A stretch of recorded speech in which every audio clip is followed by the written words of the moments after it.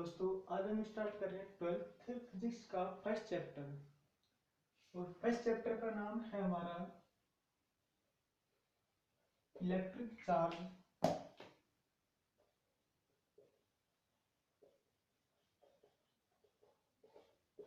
And field. विद्युत आवेश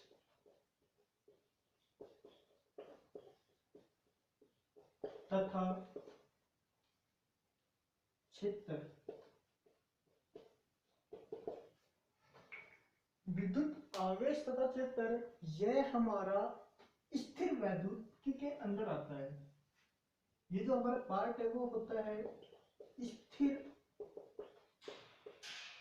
वैद्युतिकी, इलेक्ट्रोस्टेट।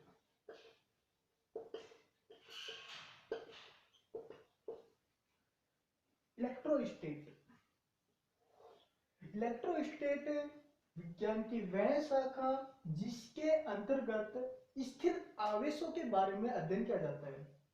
तो हम इसको परिभाषित कर सकते हैं कि विज्ञान की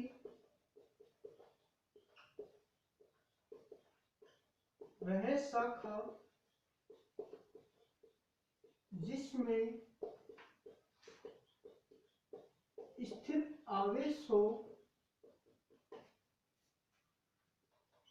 के गुणों एवं इनसे संबंधित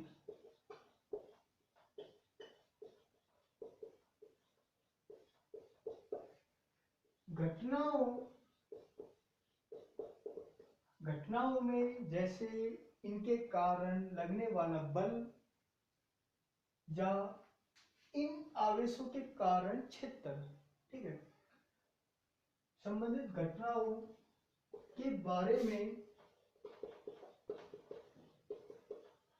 अध्ययन किया जाता है।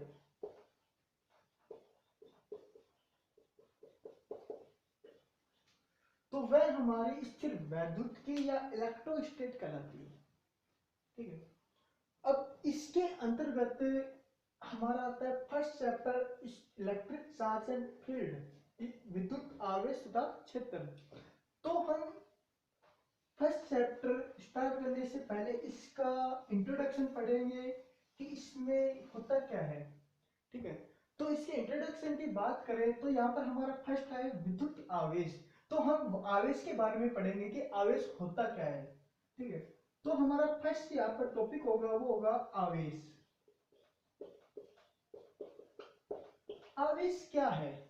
ठीक है, तो अगर हम इसको परिभाषित करें तो हम इसको डिफाइन कर सकते हैं कि ये हमारा किसी भी पदार्थ का इंट्रिंसिक प्रॉपर्टी, ठीक है, इंट्रिंसिक प्रॉपर्टी होती है, वो हमारा आवेश होता है। इससे ही सिमिलर हमारा अगर हम बात करें किसी भी पदार्थ का द्रव्यमान भी सेम होता है, वो भी एक पदार्थ की इंट्रिंसिक प्रॉपर्टी होती है।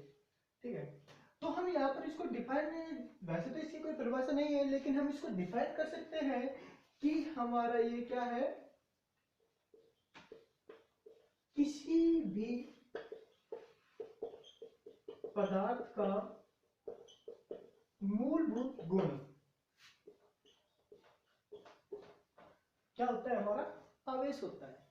ठीक है, और इसी के सिमिलर हमारा क्या होता है, द्रव्यमान होता है।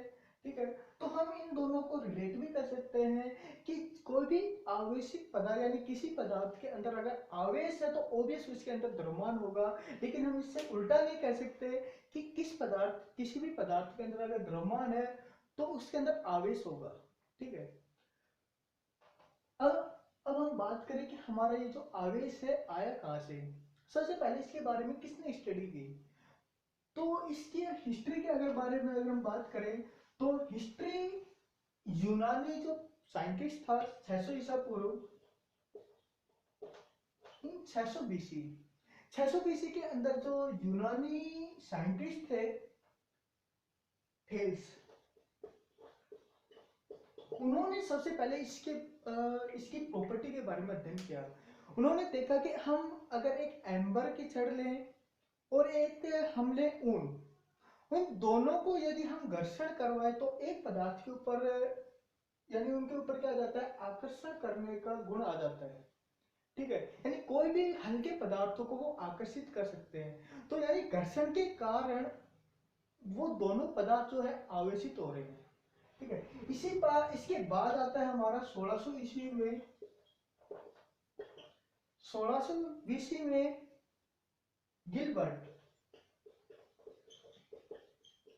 गिलबर्ट नामक साइंटिस्ट हुए, उन्होंने इसके बारे में बताया। उन्होंने भी सेम कि एक कांच की छड़ली और एक एबोल्यूट की छड़ली, उन दोनों को जब घर्षण करवाया गया, एक दूसरे पर रगड़ा गया, तब भी सेम घटना घटित हुई। यानी जब हम दोनों को रगड़ते हैं, फिर हम किसी कागज के पास लेके जाते हैं, तो उस कागज के टुकड़े को अपनी ओर आकर्षित कर लेता है। ठीक है, तो सेम घटना यहाँ पर घटित हुई। तो इसमें ये जो आकर्षण करने का जो गुण आता है, उसको डिफाइन किया इलेक्ट्रिसिटी। यूनानी भाषा में इसको नाम बोला गया है इलेक्ट्रिसिटी। ठीक है, इलेक्ट्रिसिटी जो कि हमारे जो हिंदी भाषा में अगर हम इसका देखें तो इसका मान होता है, इसका जो होता है इलेक्ट्रिसिटी मतलब होता है हमारे हिंदी में आवेश। ठीक है, तो यूनानी जो साइंटिस्ट थे उन्होंने इसके बारे में बताया सबसे पहले। ठीक है, तो ये थे इसके हिस्ट्री। अब हम बात करें आवेश के गुण कि इसके क्या क्या गुण है। ठीक है, तो आवेश के गुणों के बारे में अगर हम बात करें तो इसके 3 गुण हैं। 3 गुणों के बारे में हम यहाँ पर पढ़ेंगे। ठीक है, तो उससे पहले हम यहाँ पर देखें आवेश के प्रकार क्या होते हैं। तो आवेश के प्रकार, आवेश के प्रकार की हम बात करें तो आवेश 2 प्रकार के होते हैं। नंबर 1 होता है हमारा धनात्मक आवेश,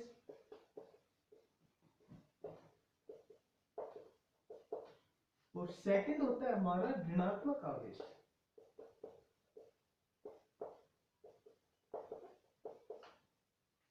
ठीक है, तो ये 2 प्रकार के आवेश होते हैं, इनका भी एक गुण है। ठीक है, इनका क्या गुण है कि जब हम इसको हम पॉजिटिव आवेश बोलते हैं, इसको हम नेगेटिव आवेश, जब हम पॉजिटिव आवेश को पास लेके आते हैं, पॉजिटिव को जब हम पास लेके आएंगे तो ये एक दूसरे को प्रतिकर्षित करते हैं।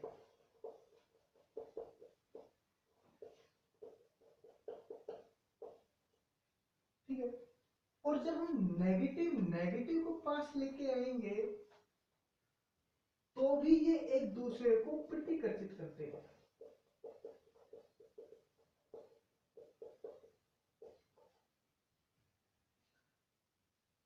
अब तीसरा है कि जब हम एक पॉजिटिव और एक नेगेटिव को पास में लेके आते हैं तो उस कंडीशन पर ये एक दूसरे को आकर्षित करते हैं।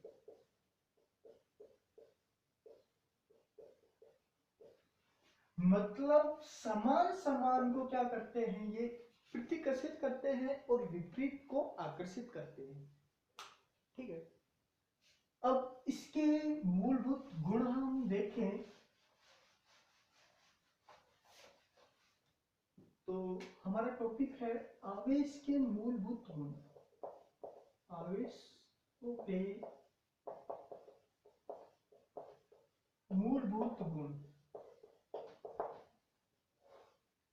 आवेशों के मूलभूत गुण के बारे में हम पढ़े तो इसमें हम पहला हमारा आता है आवेशों के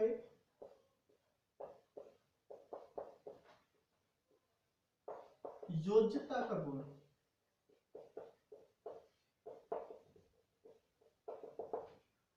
आवेशों के योज्यता का गुण, योज्यता का गुण ये कैसे शो करते हैं, हम एक एग्जांपल ले सकते हैं कि सपोज हमारे पास एक बॉक्स है।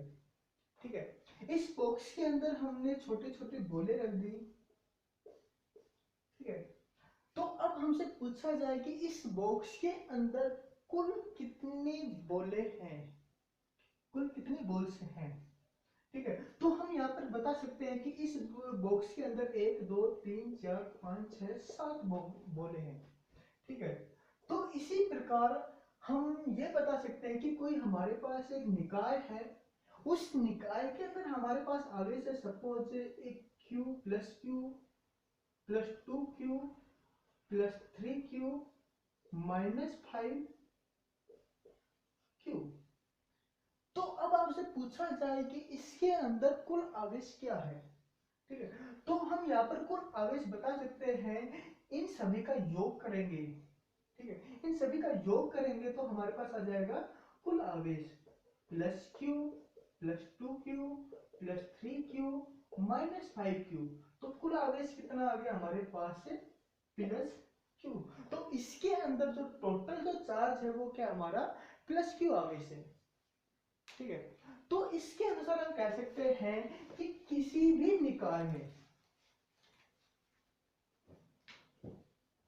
अब हम इसको डिफाइन कर सकते हैं, किसी भी निकाय में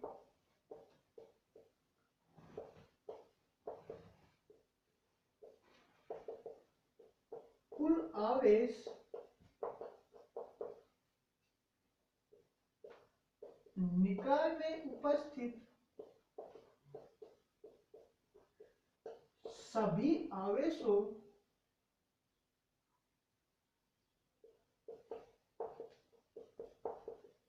के बीजीय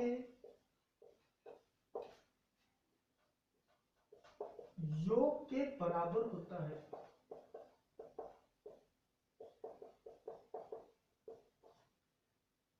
ठीक है। तो इसके अनुसार किसी भी निकाय में कुल आवेश निकाय में उपस्थित सभी आवेशों के बीजीय योग के बराबर होता है, ठीक है। हम इसको एक एग्जांपल लेके भी हम इसको डिफाइन कर सकते हैं, हम इसका फॉर्मूला बना सकते हैं। तो हम यहाँ पर मान के चलेंगे, माना किसी निकाय में कुल पॉजिटिव आवेश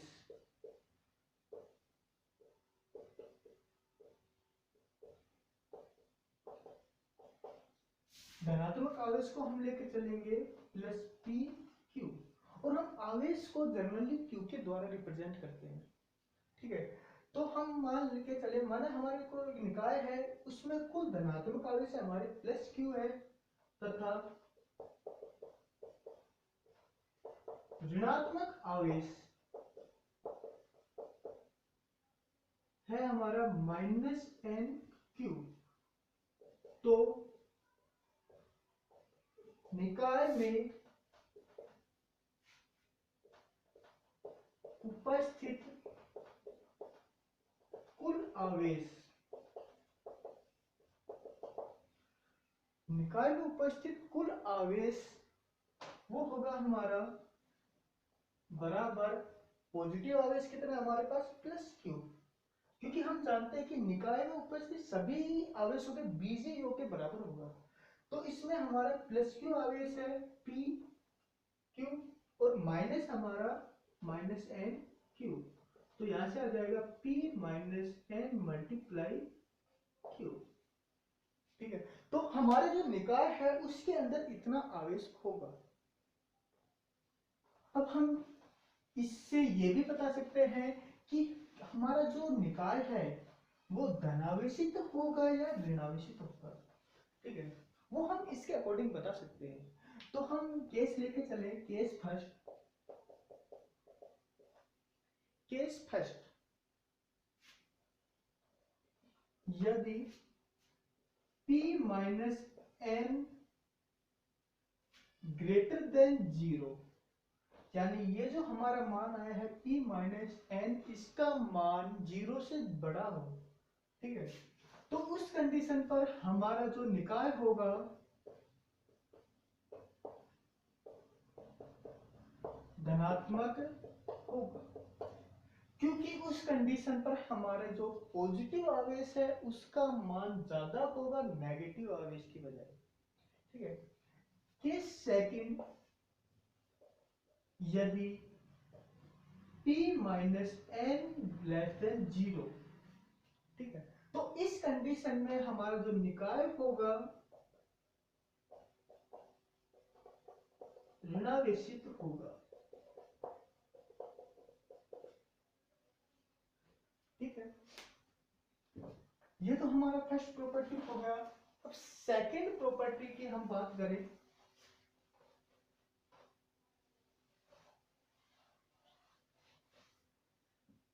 सेकंड प्रॉपर्टी में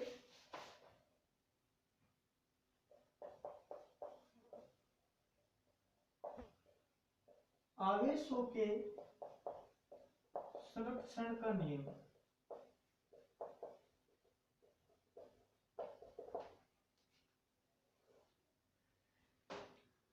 आवेशों के संरक्षण का नियम यानी हमारा ये क्या आ गया, संरक्षण। ठीक है, तो संरक्षण के नियम में जैसा आपने पढ़ा है ऊर्जा का संरक्षण का नियम। ऊर्जा का संरक्षण का नियम क्या है कि हम ऊर्जा को न तो नष्ट कर सकते हैं न ही उसको बना सकते हैं, सिर्फ एक रूप से दूसरे रूप में हम उसको बदल सकते हैं। इसी प्रकार जो हमारा आवेश है, आवेश को न तो हम बना सकते हैं न ही उसको नष्ट कर सकते हैं, सिर्फ हम उसको एक बॉडी से दूसरे बॉडी में ट्रांसफर कर सकते हैं। और वो जो ट्रांसफर हम करते हैं वो हम कर सकते हैं, एक तो हमने विधि पढ़ी है एक दूसरे को रगड़ कर, ठीक है, और आगे हम पढ़ेंगे किस किस विधि से उसको एक बॉडी से दूसरे बॉडी में हम ट्रांसफर कर सकते हैं। ठीक है, तो आवेशों के संरक्षण का नियम, इसके अनुसार आवेश को न तो बना सकते हैं ना ही नष्ट कर सकते हैं। ठीक है, तो आवेशों को न तो बना सकते हैं और न ही नष्ट कर सकते हैं।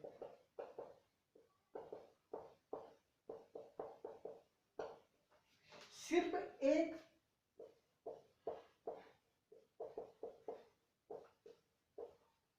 निकाय से दूसरे निकाय में स्थानांतरण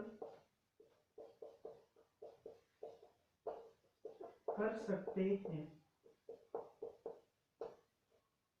ठीक है, तो ये जो नियम है ये हमारा आवेश का संरक्षण का नियम कहलाता है।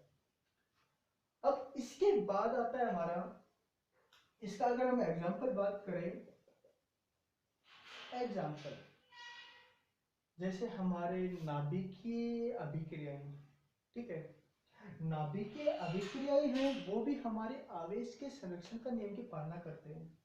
ठीक है, तो हम यहाँ पर एक नाभिक अभिक्रिया लें कि 92 यूरेनियम 238, ये हमारा यूरेनियम का आइसोटोप्स है। ठीक है,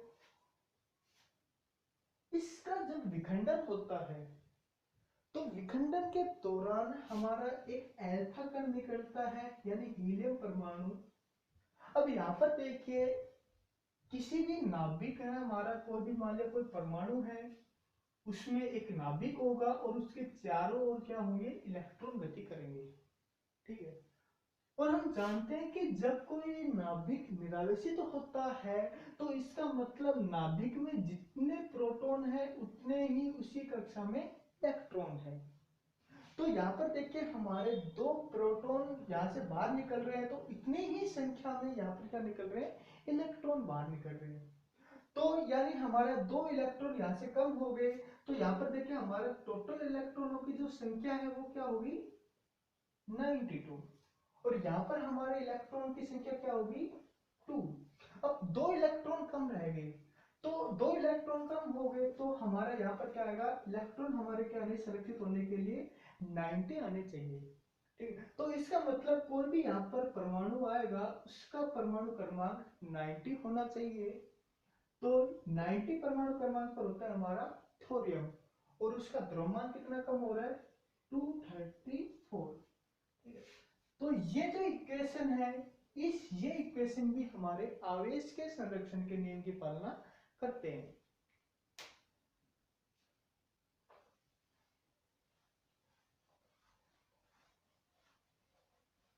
तीसरे नियम,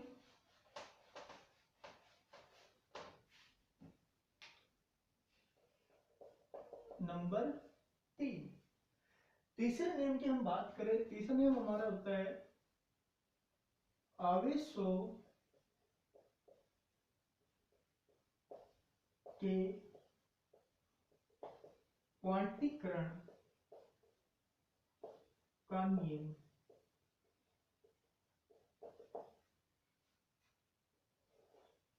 आवेशों के क्वांटीकरण का नियम, ठीक है। आवेशों के क्वांटीकरण में तो यहाँ पर हमारा एक शब्द है क्वांटीकरण। क्वांटीकरण का मतलब क्या होता है? क्वांटीकरण का मतलब होता है कोई भी वस्तु निश्चित मात्रा में हो।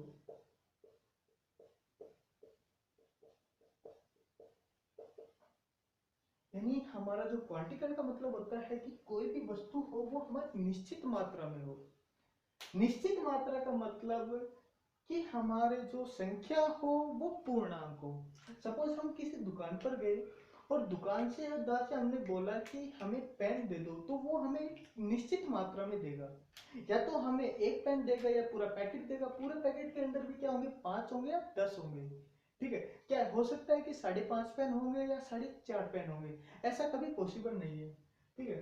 तो इसी प्रकार हमारे कोई भी किसी भी निकाय में कुल जो आवेश है वो क्वांटीकरण के नियम की पालना करता है, ठीक है। तो यहां पर हम क्वांटीकरण के नियम अनुसार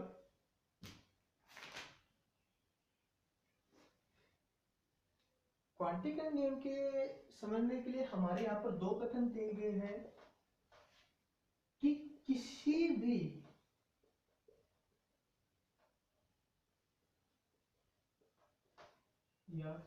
जो हम इसको लिख सकते हैं कि सबसे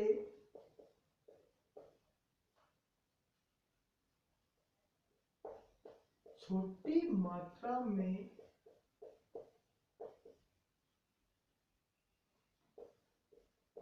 उपस्थित स्वतंत्र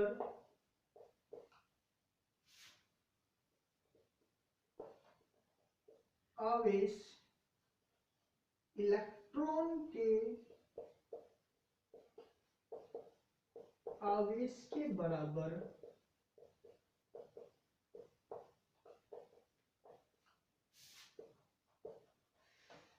यानी सबसे छोटी मात्रा में उपस्थित स्वतंत्र आवेश इलेक्ट्रॉन के आवेश के बराबर होता है, ठीक है। तो अब हमें एक निश्चित मात्रा मिल गई, यानी कोई भी वस्तु है, कोई भी निकाय है, कम से कम स्वतंत्र रूप से एक इलेक्ट्रॉन के आवेश के बराबर होगा, ठीक है।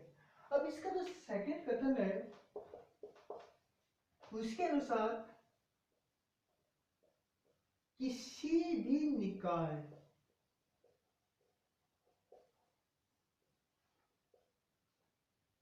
में उपस्थित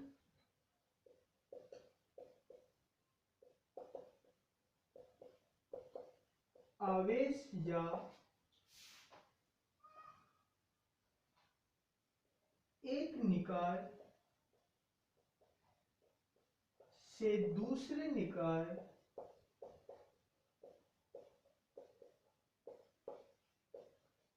में स्थानांतरित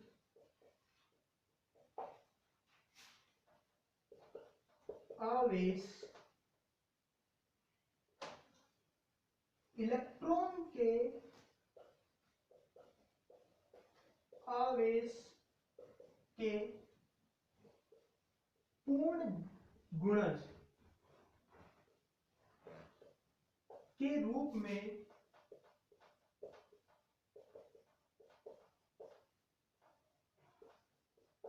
होता है, ठीक है।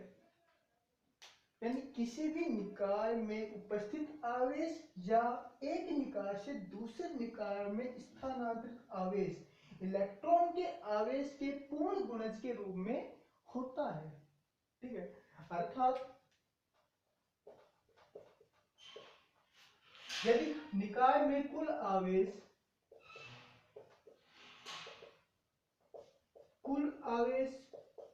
या कुल स्थानांतरित आवेश कैपिटल Q, तो ये हमारा n मल्टीप्लाई ई के बराबर होगा, जहां n बराबर पूर्णांक, और ये हमारा हो जाता है 0 1 2 टू डैश। ठीक है, तो किसी भी निकाय में इस फॉर्म के रूप में ही आवेश पाया जाता है। ठीक है, अब इसका हम एग्जांपल लेके चलें।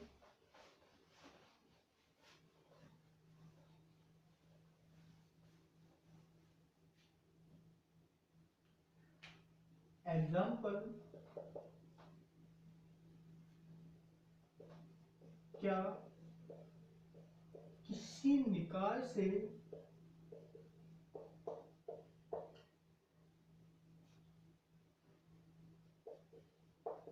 आवेश 8 मल्टीप्लाई 10⁻⁻18 कूलम्ब का दूसरे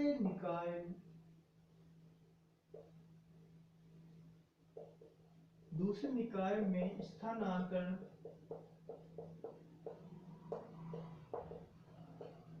संभव है।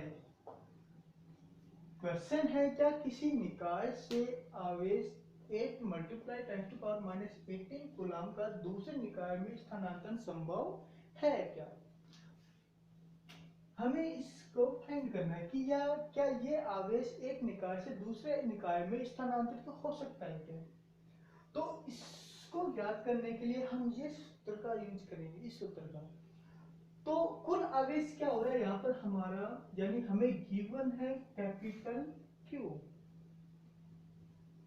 स्मॉल e का मान हम जानते हैं, यानी जो इलेक्ट्रॉन का जो आवेश होता है वो क्या होता है 1.6 इंटू 10⁻⁻19 कूलम्ब। ठीक है, जो कि हमारे इलेक्ट्रॉन पर आवेश के बराबर होता है। तो E का मान भी हमें मालूम है, तो हमें ज्ञात क्या करना है, हमें N का मान ज्ञात करना है। ठीक है, तो N का मान क्या होगा, और N का मान क्या आना चाहिए, हमारे पूर्णांक आना चाहिए, धनात्मक पूर्णांक या ऋणात्मक। ठीक है, तो पूर्णांक आना चाहिए। तो इसके लिए चूंकि Q बराबर हम जानते हैं Ne, implied that N बराबर Q अपॉन E बराबर कैपिटल Q हमें गिवन है 8 मल्टीप्लाई 10⁻⁻18 डिवाइड बाई 1.6 इंटू 10⁻⁻19। ठीक है, तो इसको जब हम सोल्व करेंगे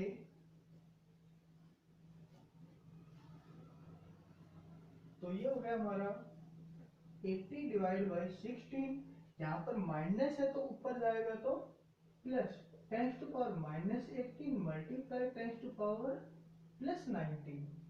ठीक है, तो इसको सोल्व करेंगे, 16×5 5 मल्टीप्लाई, तो क्या बच गया हमारे पास यहाँ पर 10, तो बराबर क्या आ गया 50। और ये जो है ये हमारी क्या है, एक पूर्ण संख्या है। तो इसका मतलब ये आवेश एक वस्तु से दूसरी वस्तु में स्थानांतरण संभव है।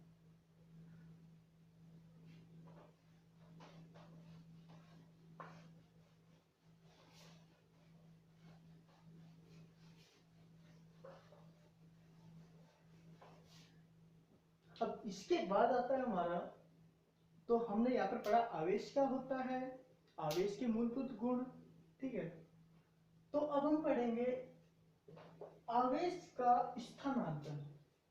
ठीक है, कि आवेश का स्थानांतरण कैसे हो सकता है, तो वो हम ब्रीफली पढ़ेंगे, सिर्फ उसका इंट्रोडक्शन पढ़ेंगे कि हम कैसे कैसे स्थानांतरण कर सकते हैं। ठीक है, तो आवेशों का स्थानांतरण या किसी वस्तु का आवेशन हम कैसे करें। तो आवेशन की दो प्रक्रियाएं होती है, निकाय का आवेशन, चार्जिंग कर रहा हूं उनको। ठीक है, तो हम एक तो इसकी दो विधि है, एक तो हम कर सकते हैं संपर्क द्वारा, और सेकंड है इसका प्रेरण द्वारा। संपर्क द्वारा हम कैसे कर सकते हैं कि हमारा कोई एक वस्तु है, ठीक है, एक वस्तु है, एक निकाय मान ले, वो हमारा नेगेटिव चार्ज है और एक हमारा है न्यूट्रल है, ठीक है, कोई आवेश नहीं है इसके ऊपर। जब हम इन दोनों को पास लेके आएंगे, इन दोनों को टच किया, तो इसके जो आवेश है इस दूसरे जो हमारा निरावेशित है उसके अंदर ट्रांसफर हो जाता है, ठीक है। तो ये हमारा कोई चालक है, चालक को जैसे हम इसके टच में लेके आएंगे तो इसका जो आवेश है इस दूसरे ऑब्जेक्ट में ट्रांसफर हो जाएगा, ठीक है। तो इस प्रकार का जो आवेश है वो हमारा कहलाता है संपर्क द्वारा। सेकंड है हमारा प्रेरण के द्वारा। प्रेरण के मतलब हम एक दूसरे को संपर्क में भी नहीं लेके आ रहे हैं, फिर भी उनका आवेशन हो रहा है। तो वो कैसे होता है?